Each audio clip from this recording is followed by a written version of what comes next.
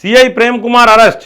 బోధన్ మాజీ ఎమ్మెల్యే కుమారుడు రహీల్ కేసులో అప్పటి పంజగుట్ట సిఐ దుర్గారావుతో కలిసి కుట్ర.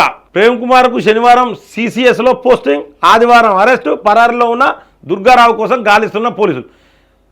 పోలీసు వాళ్ళు కూడా పరారీలు ఉండాలా? కేసులు పెట్టగానే పోలీసు వాళ్ళు కూడా పరారీలు ఉండాలి. ఇది హైలైట్ ఉన్నది, ఇది జోకు.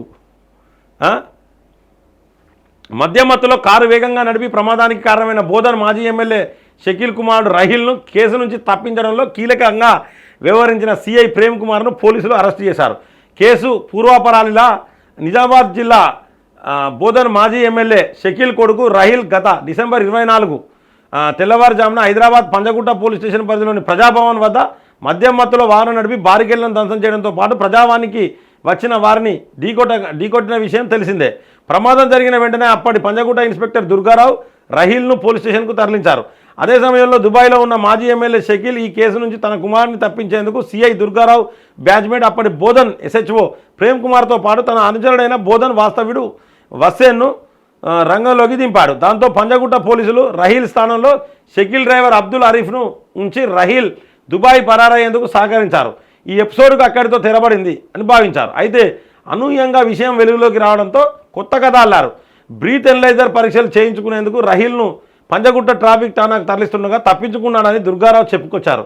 ఈ అంశంపై అనుమానాలు వ్యక్తం కావడంతో రంగంలోకి దిగిన వెస్ట్ జోన్ డీసీపీ ఎం విజయ్ కుమార్ సీసీ కెమెరాల్లో నమోదైన దృశ్యాలను పరిశీలించడంతో పాటు సాంకేతిక ఆధారాలను బట్టి ముందుకు వెళ్లడంతో కట్టుకథ మొత్తం వెలుగులోకి వచ్చింది. అప్పటికప్పుడు దుర్గారావుపై సస్పెన్షన్ వేటు పడగా ఆరిఫ్ను అప్పుడే అరెస్ట్ చేసి రహీల్పై అదనపు సెక్షన్ల కింద ఆరోపణలు చేర్చారు. కేసు సెక్షన్లు పెట్టిండు. శనివారం పోస్టింగ్, ఆదివారం ఊస్టింగ్, అరెస్టు. చూడాలి.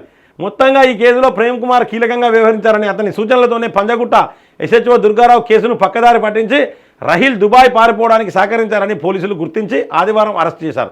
వాస్తవానికి పోలీస్ కమిషనర్ పరిధిలో సిఐల బదిలీలు శనివారం జరగగా బోధన్ ఎస్హెచ్ఓగా ఉన్న బీడీ ప్రేమ్ కుమార్ను సిసిఎస్ 3కి బదిలీ చేశారు. బదిలీ జరిగి 24 గంటలు కాకుండానే ఆయనను పంజగుట్ట పోలీసులు అరెస్ట్ చేయడం చర్చనీయాంశంగా మారింది.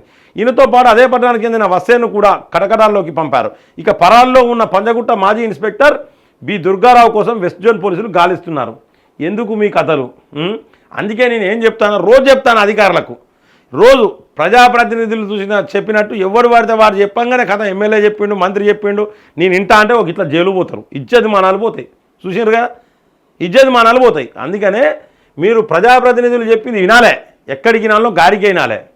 తప్పు చేసిన వదిలిపెట్టద్దు. ఎవరిని పడితే వాడిని ఉట్టిగానే అక్రమ అరెస్టులు చేసి ఒక గిట్లనే అధికార పార్టీకి సంబంధించిన వాళ్ళను తప్పిస్తే జైలు పోతారు.